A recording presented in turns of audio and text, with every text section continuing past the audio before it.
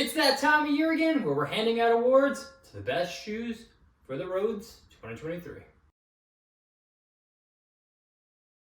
It is that time of year to crown the best shoe of 2023, and this is the road version of my reviews. I did the trails, definitely go check that one out, but today's all about the road shoes, and I have tried a ton of road shoes.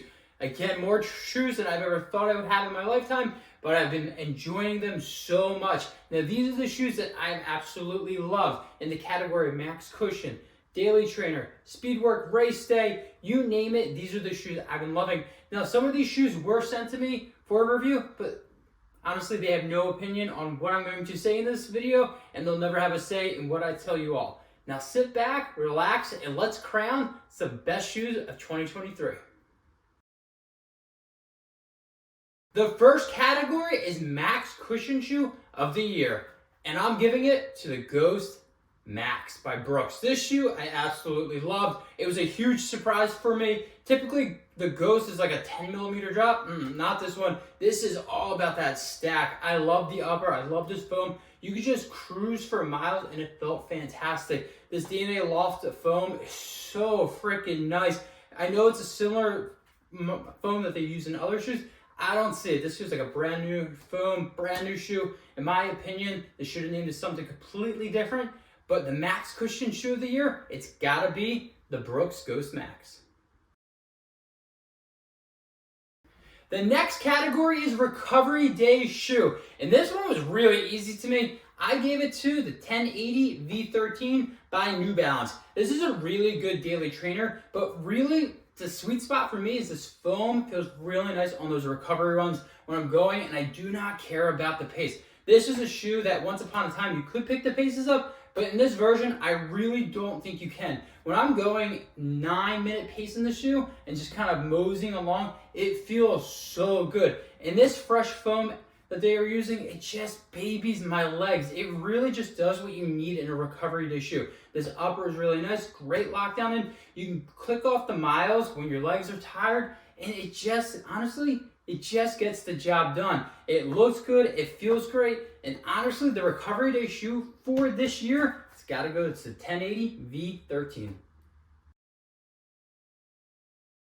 The next category is SuperTrainer. I think Believe in the Run kind of coined that name. I kind of dig it. So, and I'm giving that to the Cloudeclipse by On.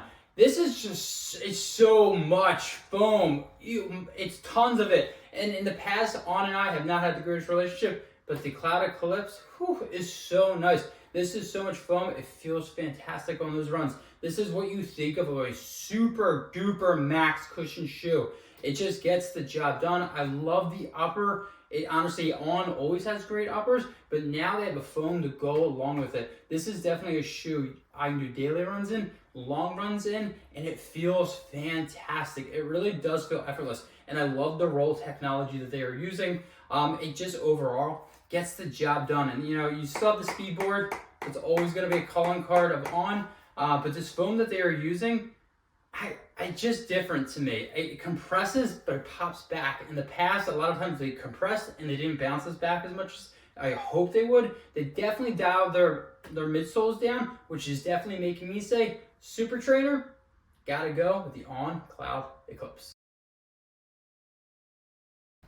The next shoe I'm going to talk about is the Speedwork shoe of the year, and I'm giving it to the Mach 5 by Hoka. This thing has been freaking awesome. I loved it in daily miles into this, but I really do feel like I can pick the paces up in the shoe. When you're doing ripping 8x100s, it feels really nice. When you're doing fartleks, it feels really nice to be able to push the pace, but also it feels really good in between miles when you bring the pace down a little bit. This foam that they're using is really nice. It's super comfortable, and it feels really responsive to me. This upper, very breathable, and overall the shoe is so freaking light. The one thing I love about a Speedwork shoe is if it's light, it's responsive, and it just gets the job done. I'm easily dropping it in the 6s in this shoe, and it feels effortless. I also love that it doesn't have a plate. I don't always love wearing plates, to be quite frank. I love a carbon plate for race day and throwing it in from time to time, but having a speed day shoe that could be your daily trainer as well is so nice without a plate.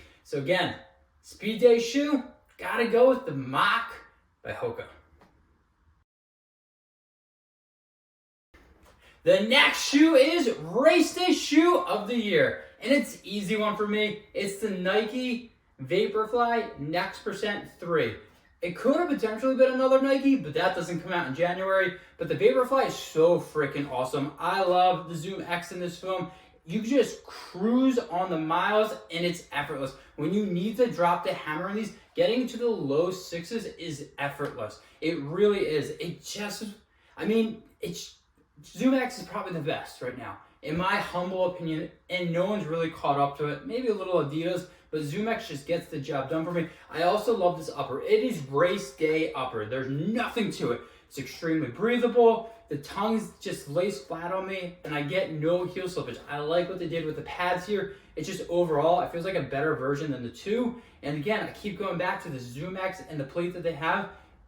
They figured it out, and for long races, this is a shoe you're definitely going to want on your feet. And honestly, if I were doing a marathon right now and I had to use a 2023 shoe, this would be it. The Vaporfly is still there. It may not be the Alphafly 3, but this is a really close one to me. And for a shoe that came out in 2023, for the best race day shoe option, it's an easy one for me.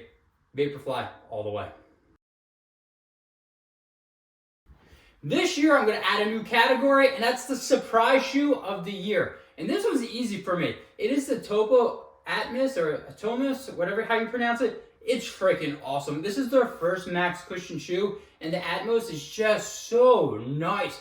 For our first time doing a max cushion shoe, they really did a great job. This zip foam is really nice. There's a ton of it. I'm talking about tons of this foam, but it feels really good. But it's not too soft. It's not too firm. Topo, you definitely knocked it out of the park when it came to a first max cushion shoe. This upper also, I do find it to be really comfortable. It's plush, but not too plush.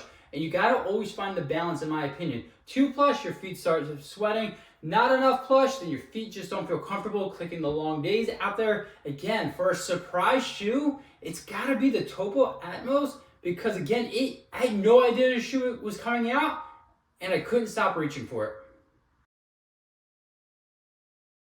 And the last category is going to be the Daily Trainer of the Year. Now this shoe, it's kind of came in at the last minute. There's a lot of fantastic Daily Trainers. I think most brands delivered on a Daily Trainer, but this was easy for me. It's the Nova Blast 4 by Asics. This thing's freaking awesome. I love the foam they're using. It's comfortable, and it just wants to go so fast. I honestly love the foam they're using. This outsole, really nice. The updates they made to the shoe just make it a whole better shoe, in my honest opinion. And this upper, I love that they added some breathability here. It's just overall, just hits the mark on what I want from a Daily Trainer. I want a shoe I can just do the 830s with.